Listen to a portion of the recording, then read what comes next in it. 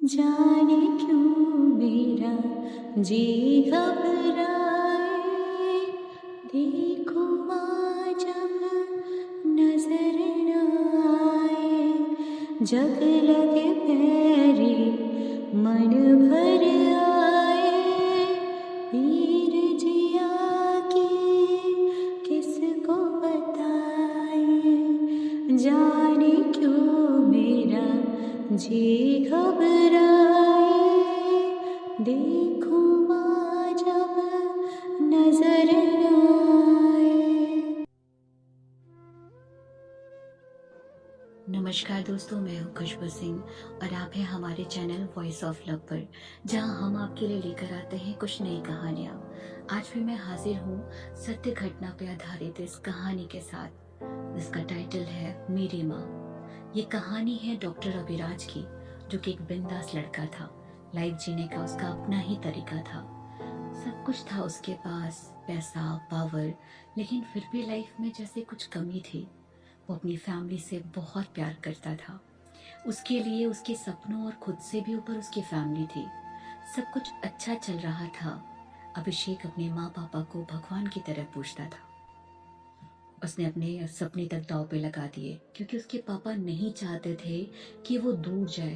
वो वहीं रह के अपना क्लिनिक और पापा का बिजनेस संभाल रहा था कि अचानक एक दिन उसकी मम्मा की तबीयत खराब हुई। उस समय कोरोना अपनी चरम सीमा पे था। अभिराज खुद डॉक्टर थे, फिर भी वो उन्हें किसी भी हॉस्पिटल में एडमिट नहीं करवा पा रहे थे। बहुत भाग दौड़ के बाद एक हॉस्पिटल में उनकी मम्मा को जगह मिली। कोरोना टेस्ट पे उनकी रिपोर्ट्स नेगेटिव थी। नॉर्मल ट्रीटमेंट उनका स्टार्ट हुआ, लेकिन उनकी हालत और ख़राब हो रही थी, जिसे देखते हुए उनको दूसरे हॉस्पिटल में रेफर किया गया, जहां उनकी कोरोना रिपोर्ट्स पॉजिटिव आईं। उनका ट्रीटमेंट स्टार्ट हुआ। माँ बहुत घबरा रही थी। उन्हें ऑक्सीजन लगा हुआ था। इससे पहले कभी उन्होंने हॉस्पिटल का मुंह नहीं देखा था।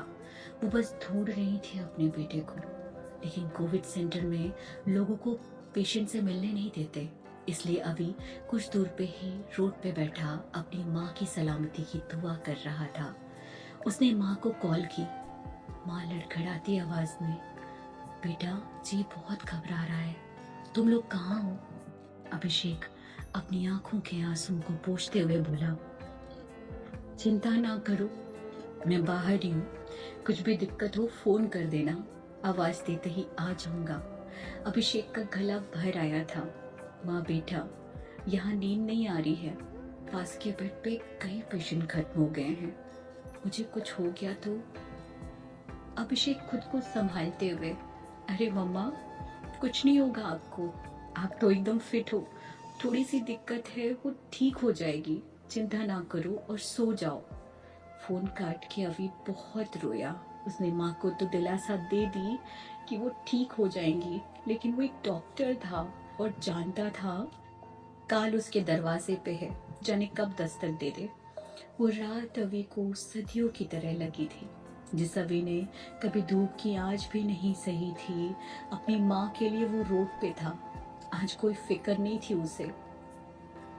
था ख्याल तो बस इस बात का कि माँ को उसकी जरूरत है।